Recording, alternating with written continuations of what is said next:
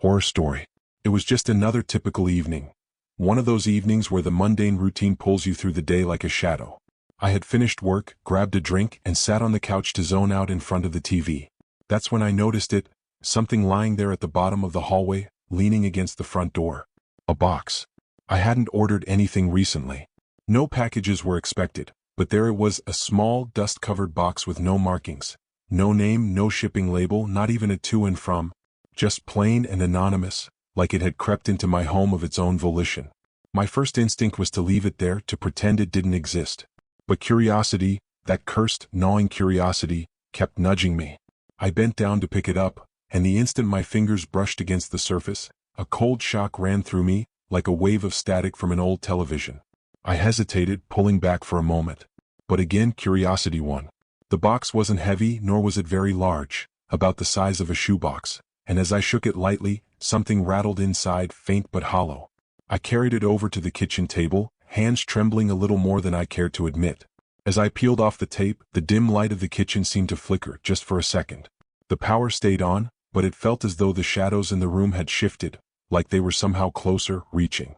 Inside the box was an old key wrapped in crumpled newspaper, its tarnished surface dull and greenish with age. It was the kind of key you'd see in a forgotten trunk in your grandmother's attic, the kind that felt heavy with a past it refused to share. Yet here it was, sitting on my table, demanding attention.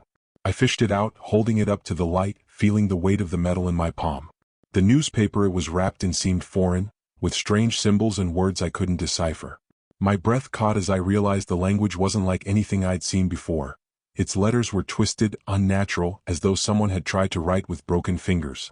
What language was this? As I turned the key over, inspecting it, a single drop of something wet and cold splashed on the table in front of me. Then another. I blinked and looked up. The ceiling was dry. My hands, however, were slick with what looked like black oil, dripping slowly from the key as though it were bleeding. Panic surged in my chest. I dropped the key on the table with a dull thud and staggered back. For a moment I stared at it, expecting something terrible to happen. But the key just lay there, still quiet. The black liquid, however, had started spreading, oozing over the table's surface like ink, staining everything it touched. I grabbed a towel, frantically trying to wipe it away, but it only smeared, spreading further and further. And the smell, God, that smell. Like rotten meat left out in the sun, festering, bubbling in its own decay. Suddenly there was a loud, metallic clang. The lights flickered again. It was coming from the hallway. I stood there, heart pounding, unable to move at first. Then, slowly as if against my own will, I stepped out of the kitchen and into the shadowed corridor. At the far end, by the front door, something was different. The old wooden coat closet, the one I'd passed 1,000 times without a second thought, had a new addition. A lock. A thick, rusted padlock hung from the door, chains wrapped around the handles like some makeshift prison. And at that moment I knew where the key belonged. I didn't want to know, but I did. The oily residue on my hands pulsed with a strange warmth, as though it were alive, urging me forward. I should have turned away. I should have tossed the key, burned it, left the house. But instead I found myself standing before the closet door, the key clutched tightly in my shaking hand. The moment the key slid into the lock, I felt it click deep within my bones.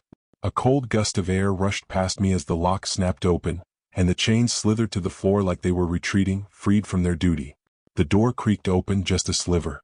That's when I saw it. Just an eye. An eye, impossibly large and bloodshot, staring out at me from the darkness beyond. A low, guttural sound rumbled from inside, like a deep breath taken by something that had been asleep far too long. Then the door swung fully open and everything went black. When I woke up, it was nearly dawn. I was lying on the hallway floor, drenched in sweat, the closet door still hanging open beside me, revealing only darkness. I scrambled to my feet, heart thundering in my chest, and slammed the door shut, shoving a chair against it for good measure. I haven't slept since. Something's wrong. Every time I close my eyes, I feel it watching me from behind the door, that eye, unblinking. The whispers started last night, soft at first, like wind rustling through dry leaves, but they've grown louder. And there's something else, something worse. Every time I try to leave, I find myself right back here, standing in front of that cursed closet. Waiting. For what, I don't know. But the key. I can't throw it away. It's still here, sitting on the table, glistening with that black, oily substance. And now I can hear it. The key is whispering too. The sleepless hours piled up faster than I could count. Each night blended into the next, a restless blur of pacing, shivering, and listening to the ceaseless whispers. That key, it hadn't left me alone for days. I'd catch myself staring at it, watching it glisten under the pale light of the kitchen, its surface slick with the same strange black liquid that never seemed to dry. By the third night something snapped inside me. The air in my house had become suffocating, thick with the heavy scent of rot and decay. No amount of open windows or fans could disperse it. I couldn't think straight, couldn't eat. The key's whispers were no longer just a background murmur. They had grown into something clearer, something purposeful. Come back. Return to where you found it. That was when I knew I had to go back to the spot where the box first appeared. My front door, the hall, the place where that thing had been left for me, where everything began to spiral into this waking nightmare. It was early morning when I finally cracked, slinging on my jacket, key in my pocket, and stepping out into the bleak, cold air. The world outside felt wrong, muted somehow. Even the sun seemed sickly, its light barely penetrating the dense fog that had settled over the neighborhood. The trees loomed like black, skeletal hands clawing at the sky. Everything was silent. Too silent. I made my way toward the spot, retracing my steps from that fateful night. It didn't take long to get there, though it felt like an eternity. Every second seemed to stretch like time itself was being pulled and distorted. As I approached the mailbox where I'd first found the box, something caught my eye. An arrow. It was etched crudely into the bark of a large oak tree, pointing deeper into the woods. I stared at it, heart pounding, unsure of how I hadn't noticed it before. The arrow looked old, yet fresh, like it had always been there, waiting for me to find it at just the right moment. Beneath it, the grass was dead, blackened as though something had seeped into the earth and poisoned the life out of it. I swallowed hard, knowing full well what this meant.